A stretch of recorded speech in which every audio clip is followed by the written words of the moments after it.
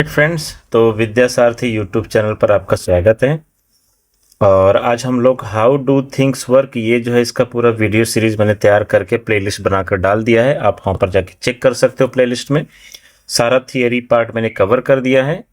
और आज से हम लोग इस पर जो है प्रीवियस ईयर क्वेश्चन और वेराइटी ऑफ क्वेश्चन सॉल्व करने वाले हैं, जो कि सीटेट में आने वाले हैं, जिसके बेसिस पर सीटेट में क्वेश्चन बनता है। तो अगर आप हमारे चैनल पर नए हैं तो सब्सक्राइब कर लीजिए। और यहाँ पर इस चैनल पर आपको सीटेट से रिलेटेड, अगर आप science, maths, Hindi, English, pedagogy, child development की अगर प्रिपरेशन कर रहे हैं तो ये चैनल आपके लिए एकदम सही रहेगा। तो चलिए पहला क्वेश्चन शुरू करते हैं। तो पहले क्वेश्चन में क्या लिखा हुआ देखिए, an air bubble inside water behave like a. ठीक है, तो एक एयर बबल है जो कि पानी के अंदर है। तो चलिए मैं डायग्राम बनाता हूँ। मान लो इसमें पानी भरा हुआ है यहाँ तक, और एक एयर बबल है। मान लो ये एयर बबल है फ्रेंड्स। तो एयर बबल है तो इसमें ये किस तरह से बिहेव करेगा। तो जैसे मान लो ये पानी है, तो पानी denser medium, right. Denser medium से लाइट जो है रेयरर मीडियम में जाएगी। तो रेयरर मीडियम में जाने के बाद लाइट क्या हो जाएगी, स्प्रेड हो जाएगी, राइट। नॉर्मल से सपोज ये नॉर्मल है तो ये दूर जाएगी।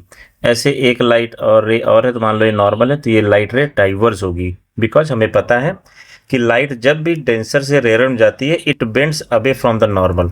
तो ये दूर भागेगी। तो ये दूर ऐसे मतलब लाइट को डिस्पर्स कर रहा है ये एयर बबल। और लाइट को कौन डिस्पर्स करता है, डाइवर्जिंग लेंस। जैसे कॉनकेव लेंस हो गया, तो ये ऐसे फैला देता है लाइट को। तो इसलिए एयर बबल कॉनकेव लेंस की तरह काम करेगा। तो इसलिए हमारा जो करेक्ट ऑप्शन है वो ऑप्शन नंबर 4 कॉनकेव लेंस। क्यों? क्योंकि ये एयर बबल जो पानी के अंदर है, ये जो लाइट रे जाएगा उसको फैलाएगा। क्यों? क्योंकि लाइट जो है डेंसर मीडियम से आ रही है और रेयर में जाएगी, तो ये नॉर्मल होगा, तो नॉर्मल से दूर भागती है। तो ऐसे केस में हमारा करेक्ट ऑप्शन जो हो जाएगा कॉनकेव लेंस हो जाएगा। तो ये पानी के अंदर कोई अगर एयर बबल है तो वो कॉनकेव लेंस की तरह बिहेव करता है। और फ्रेंड्स, अगर आप हमारे चैनल पर नए हैं तो चैनल को सब्सक्राइब कर लीजिए और सीटेट की तैयारी में जुट जाइए। तो चलिए नेक्स्ट क्वेश्चन की तरफ बढ़ते हैं। दूसरा क्वेश्चन देखते हैं फ्रेंड्स। सीटेट जून 2011 का क्वेश्चन है ये। A feather weighing 5 gram and a nail weighing 10 gram have same kinetic energy. Which of the following statement is true about the momentum of two bodies? तो मोमेंटम का जो formula होता है friends, P equal to M into we होता है। लेकिन यहाँ पर हमें एक ऐसा रिलेशन चाहिए जो काइनेटिक एनर्जी और मोमेंटम के बारे में बताए। तो देखो काइनेटिक एनर्जी जो होता है ना, काइनेटिक एनर्जी की अगर मैं बात करूँ तो काइनेटिक एनर्जी जो होता है वो होता है हाफ एम वी स्क्वायर। तो अगर मैं मल्टीप्लाई और डिवाइड बाय एम कर दूं, मतलब अगर यहाँ पर m से मल्टीप्लाई कर दूं तो ये m स्क्वायर हो जाएगा, v स्क्वायर हो जाएगा, और यहाँ पर एक m और आएगा, क्योंकि आपने क्या किया, m से मल्टीप्लाई और डिवाइड किया। तो आपका जो फॉर्मूला बन जाएगा ना वो हो जाएगा kinetic energy is equal to ये एम वी, तो मोमेंटम है तो m square v square momentum square हो जाएगा, तो p स्क्वायर बाई 2m। तो हमारा जो p हो जाएगा वो p हो जाएगा √2m इंटू काइनेटिक एनर्जी। यहाँ पर लिखता हूं मैं, तो P जो हो जाएगा ये हमारा बहुत important formula 2m into kinetic energy. अब देखो क्वेश्चन में दिया है काइनेटिक एनर्जी सेम है, सेम काइनेटिक एनर्जी यहाँ पर लिखा हुआ है, तो ये चीज सेम रहेगा। तो जिसका मास ज्यादा रहेगा उसी का मोमेंटम भी ज्यादा रहेगा। ठीक है, तो मास किसका ज्यादा है, 10 ग्राम। तो यहाँ पर क्या है, heavier body will have higher momentum. तो यही हमारा करेक्ट ऑप्शन हो जाएगा। नेक्स्ट क्वेश्चन की तरफ बढ़ते हैं friends. LED and CFL are very commonly used as source of light in home. सही बात है। लाइट एमिटिंग डायोड एलईडी होता है, लाइट एमिटिंग डायोड सीएफएल होता है, जो आपका कॉम्पैक्ट फ्लोरोसेंट लैंप होता है, सीएफएल होता है, यूज होता है। विच of the following statement is true. तो कौन सा स्टेटमेंट ट्रू है, तो LED is better because CFL contain toxic material, both are equally good, neither of them is good because both contain toxic material, CFL is better because LED contain toxic material. तो इसका जो correct option है better के basis पर दिया कि मतलब कौन अच्छा रहेगा यूज करना। तो फ्रेंड्स देखो आज की लाइफ में बहुत सारा जो हम लोग एलईडी यूज करते हैं और एलईडी अच्छा भी होता है। एलईडी क्यों अच्छा होता है, क्योंकि एलईडी में कोई टॉक्सिक मटेरियल नहीं होता है, जबकि सीएफएल में मर्क्यूरी होता है। याद रखना है सीएफएल में क्या होता है, मर्क्यूरी होता है, जो कि टॉक्सिक मटेरियल है।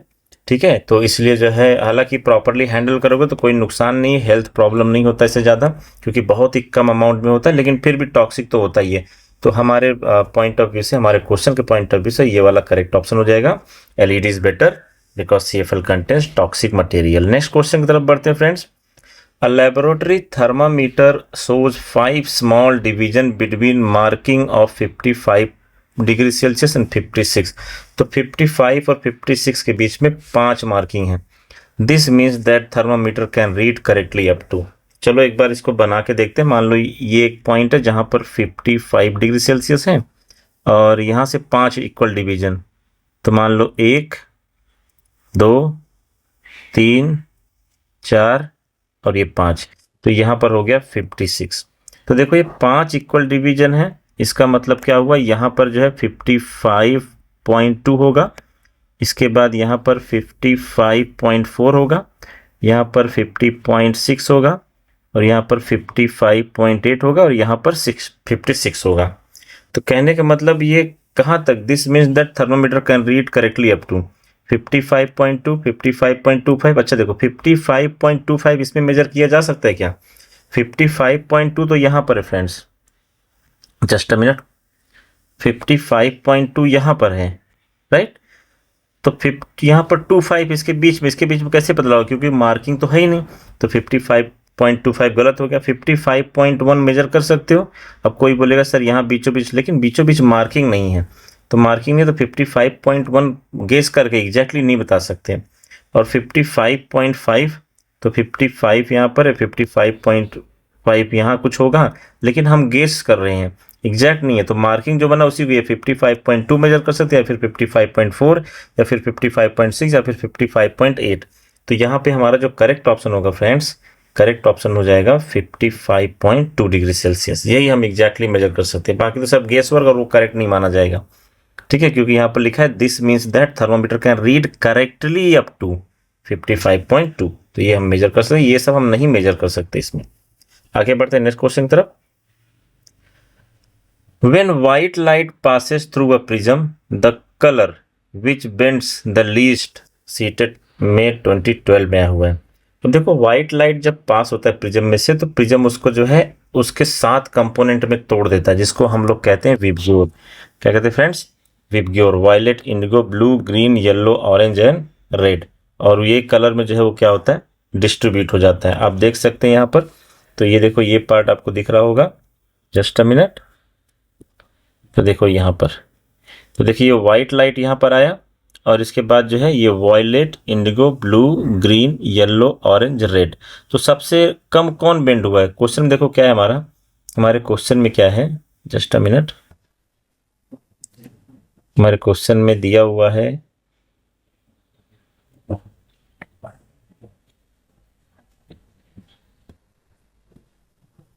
सबसे कम कौन सा कलर बेंड होगा। तो सबसे कम जो है ये रेड बेंड हो रहा है, देखो यहाँ पर। ठीक है, उसके बाद ऑरेंज, रेड हो रहा है, फिर ऑरेंज हो रहा है, फिर येलो हो रहा है, फिर ग्रीन, फिर ब्लू, फिर इंडिगो, सबसे ज़्यादा वॉयलेट होता है। तो इसी को हम लोग विबग्योर कहते हैं। तो रेड वाला हमारा करेक्ट ऑप्शन होगा। तो चलिए हम आप लोग अपने क्वेश्चन की तरफ चलते हैं। तो ये हमारा जो क्वेश्चन है, सबसे bend the least is red. ठीक है, तो ये हमारा करेक्ट ऑप्शन हो जाएगा।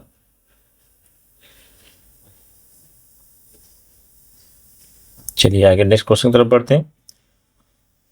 विच of the following statement about myopia is incorrect. Friends ऐसे क्वेश्चन में थोड़ा सावधान रहना, क्योंकि यहाँ पर इनकरेक्ट लिखा है। ठीक है, मायोपिया मतलब क्या होता है कि जो आदमी जो है दूर का चीज नहीं देख पाता है, उसको हम लोग मायोपिक पर्सन कहते हैं।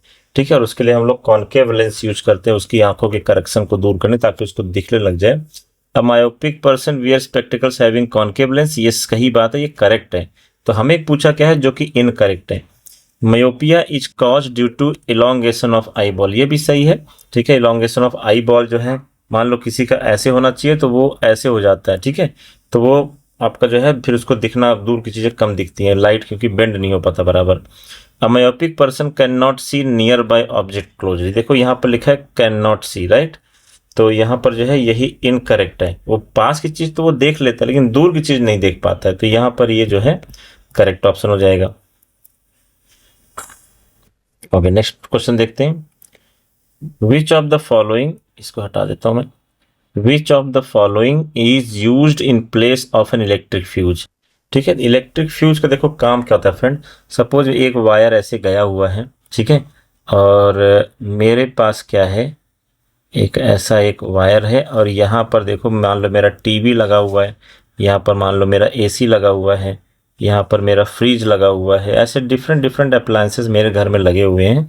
तो अगर यहाँ पर क्या होगा, अगर मान लो ज़्यादा करंट आ गया बाई चांस, तो क्या होगा, ये शॉर्ट सर्किट हो जाएगा, ठीक है, या फिर ये डिवाइसेस क्या हो जाएंगे, डैमेज हो जाएंगे, हीटिंग इफेक्ट प्रोड्यूस होगा और शॉर्ट सर्किट हो सकता है। ऐसे में मैं क्या काम करूँगा, अब यहाँ पर मैं ना फ्यूज लगा दूंगा, ये यहाँ पर एक बीचों बीच एक क्या करूँगा, फ्यूज लगा दूंगा, जिसका कि इस फ्यूज का मेल्टिंग, इस फ्यूज के वायर का मेल्टिंग पॉइंट इन सब से कम होगा, ये जितने भी वायर सबसे कम होगा। तो क्या होगा, जब ज़्यादा करंट प्रोड्यूस होगा तो ज़्यादा हीट प्रोड्यूस होगा, तो सबसे पहले ये मेल्ट हो जाएगा, मेल्ट हो जाएगा तो ये सर्किट ब्रेक हो जाएगा, और मेरा ये जो अप्लायंसेस महंगे महंगे सामान है ये सब मेरा खराब होने से बच जाएगा, ज़्यादा इलेक्ट्रिसिटी ज़्यादा हीट से शॉर्ट सर्किट होने से बच जाएगा।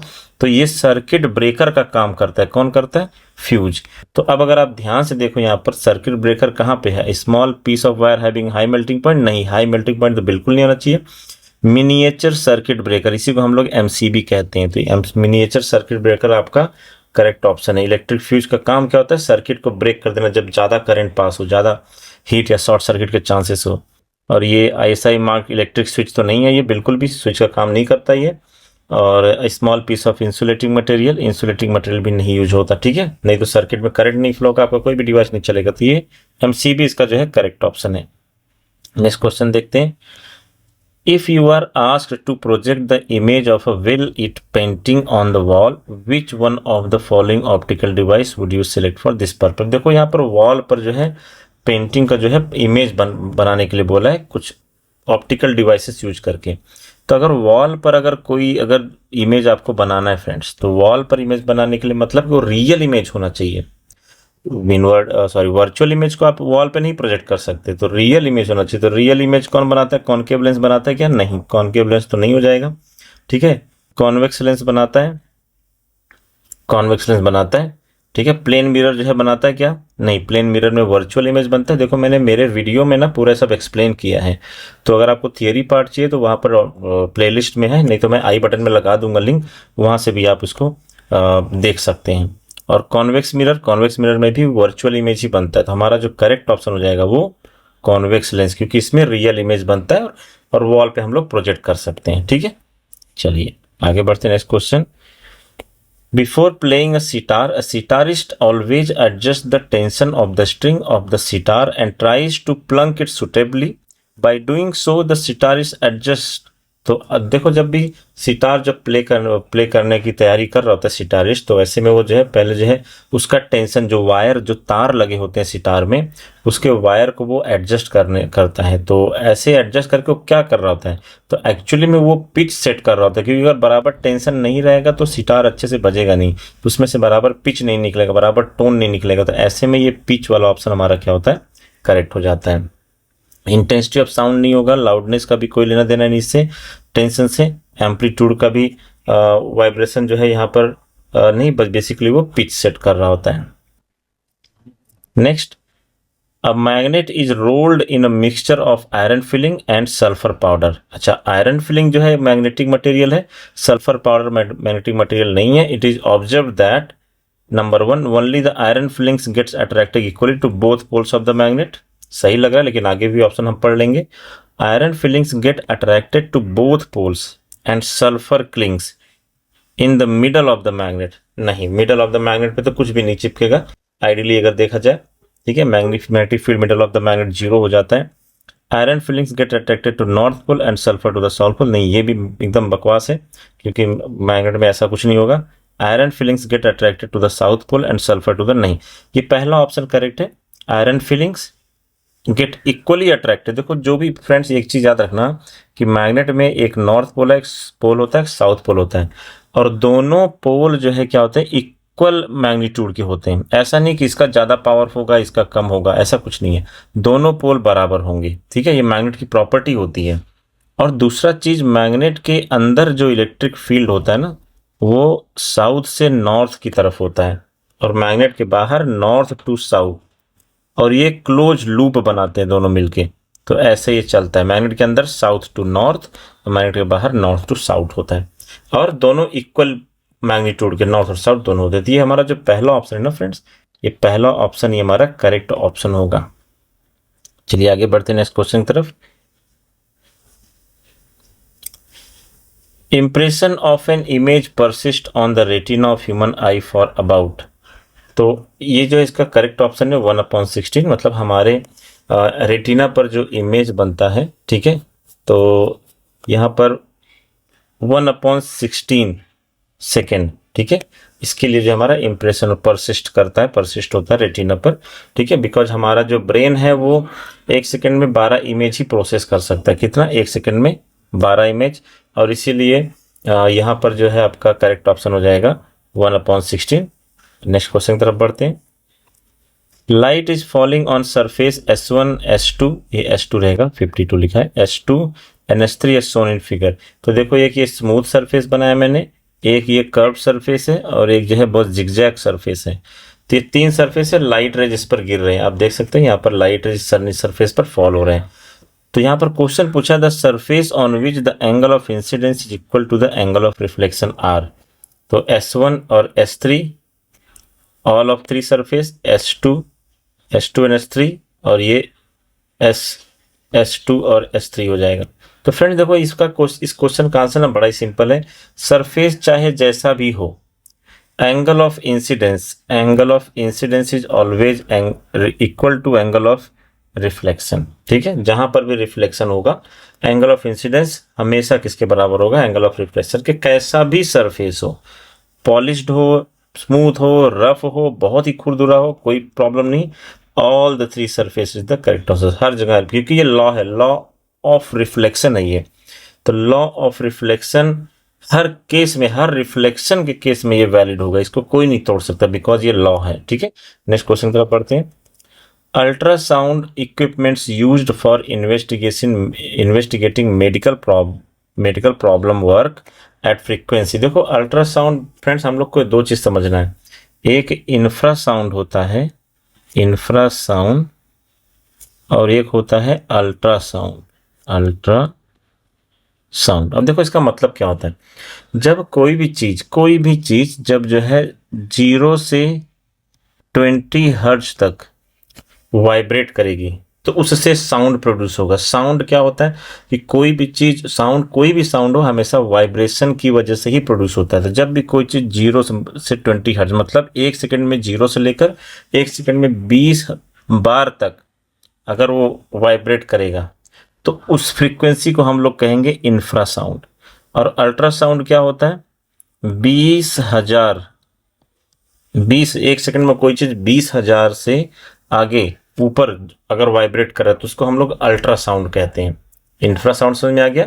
मतलब साउंड जो 1 सेकंड में 0 से 20 बार कोई चीज वाइब्रेट कर रहा है, तो उसकी वजह से जो आवाज निकलेगा, ये आवाज जो हम नहीं सुन सकते, तो उसकी वजह से जो आवाज निकलेगा उसको हम लोग इंफ्रासाउंड, बहुत छोटी आवाज होगी, बहुत पतली आवाज होगी, हम लोग नहीं सुन पाएंगे, तो ये इंफ्रासाउंड कहेंगे। और अल्ट्रासाउंड जो 1 सेकंड में 20,000 से ज़्यादा वाइब्रेट हो, इसको भी हम लोग नहीं सुन पाएंगे, तो इसको हम लोग अल्ट्रासाउंड कहेंगे। और जो इंसान जो सुन सकता है वो इसी के बीच का 20 हर्ट्ज से 20,000 हर्ट्ज तक ही सुन सकता है। इसीलिए इंफ्रासाउंड और अल्ट्रासाउंड ह्यूमन हियरिंग रेंज को देखकर साइंटिस्ट ने डिफाइन किया है। मतलब कोई भी चीज़ जो 1 सेकंड में 0 से 20 बार अगर वाइब्रेट करेगी, इंसान नहीं सुन सकता, और कोई भी चीज़ अगर 20,000 से ज़्यादा बार 1 सेकंड में वाइब्रेट कर रही तो भी नहीं सुन सकता। तो इसके बीच में क्या हुआ? 20 हर्ट्ज से लेकर 1 सेकंड में कोई चीज़ 20 बार से लेकर 1 सेकंड में कोई चीज़ 20,000 बार तक वाइब्रेट करेगी, तो हम लोग वो आवाज़ सुन सकते हैं, उसकी उस वाइब्रेशन की वजह से जो आवाज़ प्रोड्यूस होगा। तो इसलिए अल्ट्रासाउंड का यहाँ पर जो करेक्ट ऑप्शन है, अल्ट्रासाउंड इक्विपमेंट्स वो हमेशा जो है अबाउट 20 हर्ट्ज पर काम करते हैं, अबाउट 20,000 हर्ट्ज से ज़्यादा कोई चीज़ वाइब्रेट होता है तो उस पर काम करते हैं। ये हमारा करेक्ट ऑप्शन हो जाएगा अल्ट्रासाउंड का। Image of a distance coloured object formed in pin hole camera is always. तो पिन होल कैमरा देखो फ्रेंड्स, मैंने अपने वीडियो में बताया हुआ है, पूरा थियरी पढ़ाया हुआ है। पिन होल कैमरा जो है वो रेक्टिलिनियर प्रोपगेशन ऑफ लाइट के बेसिस पर काम करता है। What is the principle of pin hole camera? Principle of pin hole camera is basically light travels in straight line, Sidhi line में लाइट चलता है, वो एक प्रिंसिपल है। और उसमें जो इमेज बनता है ना वो रियल होता है, इन्वर्टेड होता है, कलरफुल होता है। जैसा ऑब्जेक्ट रहेगा ना उसको कलरफुल बनाता है और छोटा बनता है, ठीक है, डिमिनिश्ड होता है। तो यही हमारा करेक्ट ऑप्शन हो जाएगा, ठीक है। रियल इरेक्ट ये कोई कॉम्बिनेशन नहीं है, गलत हो जाएगा। और वर्चुअल वर्चुअल नहीं बनेगा। अगर पिन होल कैमरा मतलब स्क्रीन पर वो इमेज बनना चाहिए, मतलब वो वर्चुअल तो बन ही सकता, क्योंकि वर्चुअल का डेफिनेशन क्या है? जो स्क्रीन पर नहीं बन सकता जो इमेज, ठीक है। आगे बढ़ते हैं। Which one of the following can be use to form a virtual and magnified image of an object? Virtual और मैग्नीफाइड बोला है, तो both convex mirror and convex lens, virtual और मैग्नीफाइड बोला है, ठीक है। कॉन्वेक्स मिरर जो होगा ना फ्रेंड्स, ये देखो ये कॉन्वेक्स, ये मैंने अपने वीडियो में बताया हुआ है। कॉन्वेक्स मिरर में इमेज वर्चुअल तो बनेगा, ठीक है, लेकिन मैग्नीफाइड नहीं होगा, ठीक है। ये क्या होगा? मैग्नीफाइड नहीं होगा, ऐसे आएगा, ऐसे चला जाएगा और ये इमेज यहाँ पर कुछ बनेगा तो छोटा बनेगा, या तो हाईली डिमिनिश बनेगा या तो डिमिनिश बनेगा। तो ये वाला ऑप्शन तो एलिमिनेट हो गया। Only convex lens, convex lens नहीं है, ठीक है। कॉन्वेक्स लेंस में आपका वर्चुअल और क्या मैग्नीफाइड इमेज, ठीक है। तो ऐसा जरूरी नहीं ओनली हो, ओनली ये तो नेगेटिव कीवर्ड्स हो गए। Both concave mirror and convex lens, ये सही ऑप्शन है, क्योंकि कॉनकेव मिरर में एक केस आता है जो मैंने अपने वीडियो में पूरा डिटेल में समझाया है, कि यहाँ पर मान लो फोकस है और इसके बीच में, फोकस और पोल के बीच में अगर आप ऑब्जेक्ट को रखते हो, ठीक है, तो जो इमेज बनेगा वो वर्चुअल होगा। और सॉरी इधर बनेगा, जस्ट अ मिनट, हाँ ठीक है। तो इस केस में जो इमेज बनेगा वो वर्चुअल होगा और एनलार्ज भी होगा। और कॉन्वेक्स लेंस में भी, अगर ये कॉन्वेक्स लेंस है, यहाँ पर अगर ये फोकस है तो इसके बीच में और ऑप्टिक सेंटर के बीच में, इन दोनों पॉइंट के बीच में अगर आप रखोगे तो आपका जो इमेज बनेगा वर्चुअल और एनलार्ज होगा, मैग्नीफाइड होगा। तो यहाँ पर हमारा थर्ड वाला ऑप्शन जो है क्या हो जाएगा? सही हो जाएगा। नेक्स्ट क्वेश्चन की तरफ बढ़ते हैं। Select the correct statement regarding the rods and cones in the human आई। तो देखो फ्रेंड्स, कोन्स जो है ना वो ब्राइट लाइट को सेंस करते हैं, ठीक है। ब्राइट लाइट में अगर आप जाओगे तो प्रॉपर सेंस करते हैं, ठीक है। तो यही हमारा करेक्ट ऑप्शन हो जाएगा कि जो कोन्स होते हैं, राइट, तो cones are sensitive to bright light, ठीक है। तो यही हमारा जो है करेक्ट ऑप्शन हो जाएगा, cones are sensitive to bright light. चलिए नेक्स्ट क्वेश्चन की तरफ बढ़ते हैं। An object is vibrating eight 5000 hertz, the time period of sound produce. तो टाइम पीरियड को जो देखो, ये जो दिया है फ्रीक्वेंसी, तो फ्रीक्वेंसी कितना दिया है फ्रेंड्स? 5000 हर्ट्ज। तो टाइम पीरियड पूछा है, तो टाइम पीरियड 1 फ्रीक्वेंसी होता है, इनवर्स रिलेशन होता है। तो ये 1/5000, तो ये बेसिकली क्या हो जाएगा? तो इसको आप सॉल्व कर लो, तो 1/5 इसको लिख लो और इसको 10⁻³ क्यों लिख रहा हूँ, चलो फिर से बता देता हूँ। तो 5 × 1000 कर दो, 5000 मतलब क्या, 5 × 1000, तो ये हो जाएगा 1/5 और ये ऊपर जाके हो जाएगा 10⁻³। ये 1000 मतलब 10⁻³ और ऊपर जाके 10⁻³ हो जाएगा। अब 1/5 कितना होगा फ्रेंड्स? तो 1/5 हो जाएगा 0.2 × 10⁻³, ठीक है। तो आपका जो करेक्ट ऑप्शन हो जाएगा, देखो 0.2 यहाँ पर आ गया और ये देखो 0.2 और 10⁻³, तो ये वाला जो है 10⁻³ को हम लोग क्या लिख सकते हैं? 0.0002, ये सेकेंड ना, टाइम है तो सेकेंड हो जाएगा। तो यही हमारा करेक्ट ऑप्शन हो जाएगा। आगे और फ्रेंड्स, ये टॉपिक पर जो है अभी हमारे 20 क्वेश्चन हम लोग सॉल्व करेंगे इसमें, और वीडियो बहुत बड़ा ना हो इसलिए मैं नेक्स्ट 20 क्वेश्चन जो प्रीवियस ईयर क्वेश्चन आए हुए हैं उसका डिटेल एक्सप्लेनेशन के साथ, करेक्ट ऑप्शन के साथ मैं नेक्स्ट वीडियो में लेके आऊंगा। इसलिए आप चैनल सब्सक्राइब कर लीजिए ताकि आपको वो वीडियो में तुरंत नोटिफिकेशन मिल जाए। बेल आइकन को दबा लीजिए। एंड चलिए नेक्स्ट क्वेश्चन की तरफ बढ़ते हैं। The air near a heat source gets hot and rises. The air from the sideways comes into takes its place. This is the way in which the air gets heated by oil heater. So what is the process called? तो friends इस process को हम लोग convection कहते हैं। मान लो oil heater यहाँ पर रखा हुआ है, ठीक है, ऑयल हीटर रखा हुआ है, तो ऐसे में जो है ये आसपास की हीट, आसपास के एयर को गर्म करेगा और ये एयर जो है ऊपर उठेगा, ऊपर उठेगा तो नियर बाय एयर जो है यहाँ पर आ जाएगा। तो देखो ये कन्वेक्शन हो रहा है, मॉलिक्यूल का यहाँ पर जो है मूवमेंट हो रहा है, ठीक है। तो ये हमारा बेसिकली कन्वेक्शन हो गया। ठंडी के सीजन में जो है हम लोग यूज करते हैं इसको, ठीक है। ये ऑयल हीटर आता है, एयर हीटर आता है, ऑयल हीटर ज़्यादा अच्छा होता है। तो ये जो है बेसिकली रूम को पूरा गर्म कर देता है, तो ये कन्वेक्शन के थ्रू करता है। चलिए आगे बढ़ते हैं नेक्स्ट क्वेश्चन की तरफ। An electric circuit is set up in such a way that the positive terminal of battery V is connected to a bulb B1, ठीक है। तो चलो पहले एक बैटरी बना लेते हैं। तो मैं बैटरी यहाँ पर बना लेता हूँ। पॉजिटिव टर्मिनल कहाँ कनेक्टेड है? एक बल्ब को, ए मान लो ये एक बल्ब है, राइट।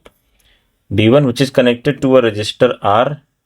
चलो एक रजिस्टर R यहाँ पर बना देते हैं। तो क्या दिया है? Positive battery V is connected to a bulb B1। तो पॉजिटिव टर्मिनल बी से हमने कनेक्ट कर दिया फ्रेंड्स, आप देख सकते हैं यहाँ पर, ठीक है। देखो यहाँ पर कनेक्ट कर दिया। और which is connected to register are, तो ये रजिस्टर आर भी हो गया हमारा ये, ठीक है। आप देख सकते हैं यहाँ पर रजिस्टर आर।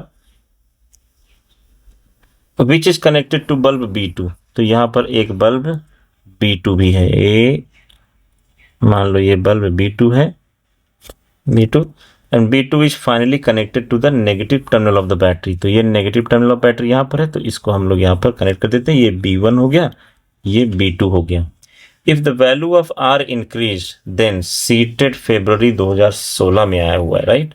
अगर मैं इसको, ये वेरिएबल रजिस्टर है, मतलब इसको हम लोग अगर इंक्रीज कर दें, बढ़ा देंगे, तो फ्रेंड्स जब रेजिस्टेंस जब बढ़ता है ना, तो करंट क्या होता है? बेसिकली कम हो जाता है। देखो बैटरी V वोल्ट का है मान लो, तो I is equal to V/R होता है, ओम्स लॉ है ये। तो अगर रेजिस्टेंस बढ़ेगा, देखो डिनोमिनेटर में अगर ये बढ़ेगा तो करंट कम होगा, करंट कम होगा तो बेसिकली यहाँ पर जो है वोल्टेज भी आपका क्या हो जाएगा? कम हो जाएगा। तो ये बल्ब B2 जो है ना, ये डिम हो जाएगा। तो ऐसा कोई ऑप्शन है क्या? B2 will become dimmer but brightness of B1 will remain unchange, ठीक है। तो रजिस्टर तो यहाँ पर लगा हुआ है, तो ठीक है, तो ये वाला बल्ब पे कोई असर नहीं पड़ेगा, क्योंकि वोल्टेज तो हम चेंज ही नहीं कर रहे, हम तो रजिस्टर बढ़ा रहे। रजिस्टर बढ़ाने से इधर करंट कम हो जाएगा, वोल्टेज कम हो जाएगा। तो ऐसे में जो है यहाँ यही हमारा करेक्ट ऑप्शन हो जाएगा। बेसिकली यहाँ पर क्या दिया हुआ है? B2 will become dimmer but brightness of B1 will remains unchanged। तो ये हमारा जो है करेक्ट ऑप्शन हो जाएगा। आगे बढ़ते हैं। बाकी सब ये है, B1 B2 will remain unchange, ऐसा कुछ नहीं है। अगर रजिस्टर आ गया बीच में तो चेंज होगा, यही करेक्ट ऑप्शन है। Read the given statement and select the correct option. A दिया है the range of clinical thermometer is 35 to 42 degree से। सही बात है, ये तो सही बात है। जो क्लिनिकल थर्मामीटर होता है उसका रेंज 35 to 42 डिग्री सेल्सियस रखा जाता है, क्योंकि एवरेज उससे हम लोग अपना बॉडी का टेम्परेचर मेजर करते हैं। तो जो एवरेज ह्यूमन बॉडी टेम्परेचर होता है ना 37 डिग्री सेल्सियस होता है। तो इससे 2 कम और इतना ज़्यादा, तो ये एवरेज टेम्परेचर मेजरमेंट के लिए क्लिनिकल थर्मामीटर इतना बहुत है। 0 से लेकर 100 तक लिखने की, मार्किंग करने की कोई ज़रूरत नहीं, उतना थर्मामीटर की हमें ज़रूरत नहीं होती है, क्योंकि क्लिनिकल है। तो इंसान का बॉडी का टेम्परेचर बहुत कम से कम 35 हो सकता है और ज़्यादा से ज़्यादा 42 डिग्री सेल्सियस, उससे ज़्यादा नहीं जा सकता है। तो इसीलिए इसका रेंज 35 से 42 डिग्री सेल्सियस तक रखा जाता है। दूसरा जो ऑप्शन है the range of laboratory thermometer is usually from 10 degree Celsius to 100, ये गलत है। जो हमारा लेबोरेटरी थर्मामीटर होता है ना फ्रेंड्स, उसका जो टेम्परेचर रेंज होता है ना -10 डिग्री सेल्सियस से टू 110 डिग्री सेल्सियस होता है। ये एनसीईआरटी में दिया हुआ है, एनसीईआरटी क्लास 7 हीट वाले चैप्टर में। तो ये गलत है। तो अब देखो क्या both statement A R false, नहीं, एक पहला वाला तो सही है, दूसरा वाला statement A is correct but statement B is false. हाँ ये सही है, स्टेटमेंट बी जो है ये गलत है, क्योंकि यहाँ पर -10 नहीं लिखा। अगर यहाँ पर एक लाइन बना दो ऐसे तो ये स्टेटमेंट करेक्ट हो जाएगा, लेकिन यहाँ पर नहीं दिया क्वेश्चन में, तो यही हमारा करेक्ट हो जाएगा। स्टेटमेंट बी इज करेक्ट, नहीं, स्टेटमेंट बी तो पूरी तरह से गलत है। Both statement N B are correct, नहीं, दोनों सही नहीं है। तो हमारा ये दूसरा वाला करेक्ट ऑप्शन हो जाता है फ्रेंड्स। और एक लास्ट क्वेश्चन है, in which of the following heat is transferred, in which of the following heat is transferred by the process of conduction। तो कंडक्शन जो मोस्टली सॉलिड में होता है और इसमें मॉलिक्यूल का वाइब्रेशन नहीं होता। देखते हैं रूम हीटर, तो रूम हीटर या तो रेडिएशन हो सकता है या फिर कन्वेक्शन हो सकता है, सॉलिड तो नहीं हो सकता है। फ्रॉम सन टूवर्ड्स, ये तो कंप्लीट रेडिएशन है। From one end of A spoon to the other and, हाँ स्पून आ गया ना, डिप्ड इन हॉट पी।